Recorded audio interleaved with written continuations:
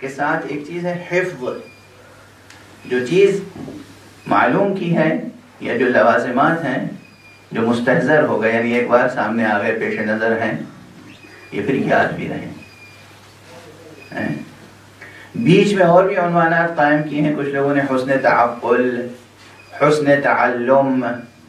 حسن تعلم یہ ہے کہ آسانی سے سیکھ سکیں، یعنی کوئی چیز نہیں معلوم ہے، کوئی سکھا رہا ہے تو آسانی سے سیکھ سکیں۔ اگر آسانی سے سیکھ نہیں پاتے تو اس کا مطلب کہیں نہ کہیں اس قوت میں کمی ہے۔ مثلا بعض مثال دے رہا ہوں کہ جو مبتلا بہ مثال ہے، جس میں ہمارا معاشرہ مبتلا ہے۔ ہم لوگ نماز پڑھتے ہیں، 5 وقت کی نماز پڑھتے ہیں روزانہ، ضروری احکام نماز انسان نہ سیکھ سکے، یا وہی سورہ جو ہر روز سورہ حمد پڑھتا ہے صحیح قرأت نہ سیکھ سکے، نہ سیکھ پائے۔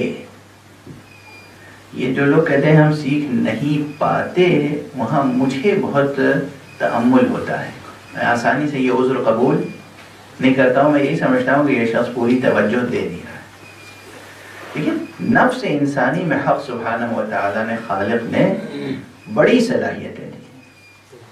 اگر آپ کنسنٹریٹ کر کے، توجہ مبذول کر کے کچھ بھی سیکھنا چاہیں تو نفس انسانی حق سبحانہ و تعالیٰ نے ایسا بنایا ہے کہ آپ جو سمجھنا چاہیں وہ سمجھ سکتے ہیں،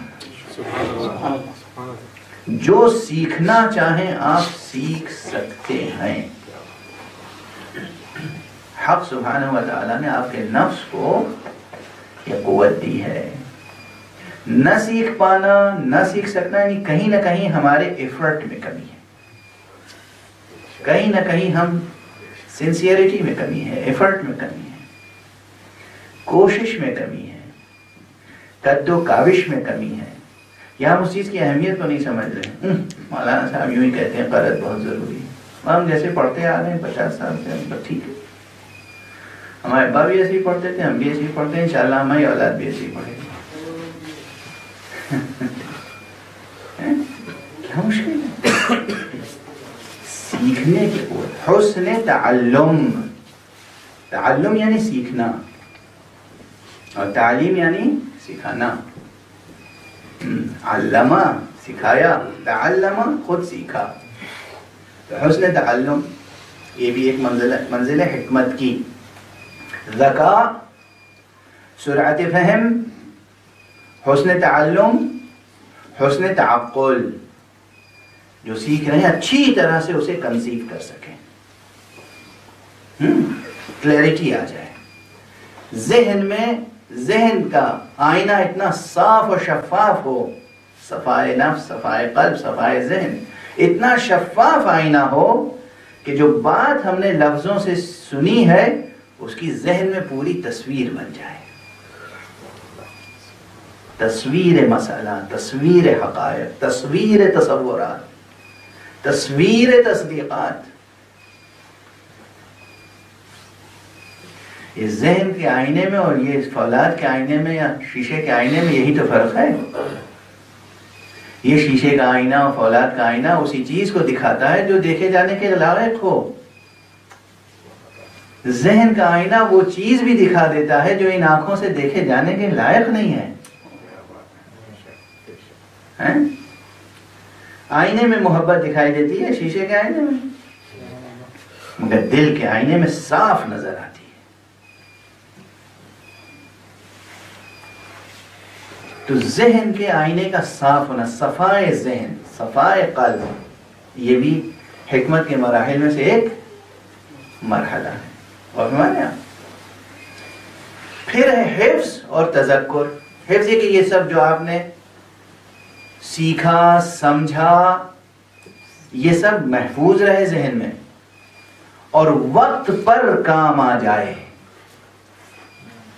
تذکر اور تحفظ میں فرق یہ ہے، حفظ یاد ہے، یاد تو کیا تھا، یاد ہے، مگر جس وقت یاد آ جانا چاہیے تھا اس وقت یاد نہیں آیا تو کیا فائدہ؟ اس کا مطلب قوت عاقلہ میں کہیں نقص رہ گیا، پروان نہیں چڑھی پوری طرح سے سسٹم ایکٹیو نہیں ہوا، سافٹ ویئر میں کہیں کوئی غلطی ہو گئی ہے نا، وقت پر یاد آ جائے۔ اسی لیے عربی کی ضرب المثل ہے کہ خیر العلم ما حضرک، بہترین علم ہے جو حاضر ہو۔ دعا جو پیغمبر اکرم صلی اللہ علیہ وسلم تعلیم فرمائی ہے، اس دعا میں بھی ایک فقرہ یہ ہے کہ پروردگار ہمیں وہ علم عطا فرما جو علم نافع ہو، نفع بخش ہو، فائدہ پہنچائے۔ نفع کب حاصل ہوتا ہے؟ تو وقت پہ جو چیز کام آئے۔ نفع کے معنی ہی یہ ہے کہ وقت پر وہ چیز کام آئے، اور جو علم وقت پر کام نہ آئے اور نفع بخش نہ ہو، اس سے پناہ مانگنے کی دعا سکھائی۔ پروردگار ہم پناہ مانگتے ہیں تیری بارگاہ میں اس علم سے جو نفع پہنچانے والا علم نہ ہو۔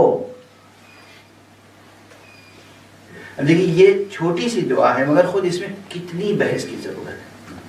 کیا یہ بھی ممکن ہے کہ علم نفع نہ پہنچانے والا؟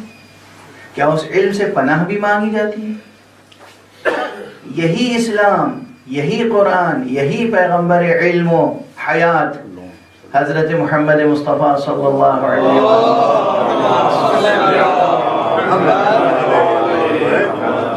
جنہوں نے علم حاصل کرنے پہ زور دیا ہے، وہی یہ دعا بھی سکھا رہے ہیں کہ پناہ مانگتا ہوں پروردگار تیری بارگاہ میں اس علم سے جو نفع بخش نہ ہو۔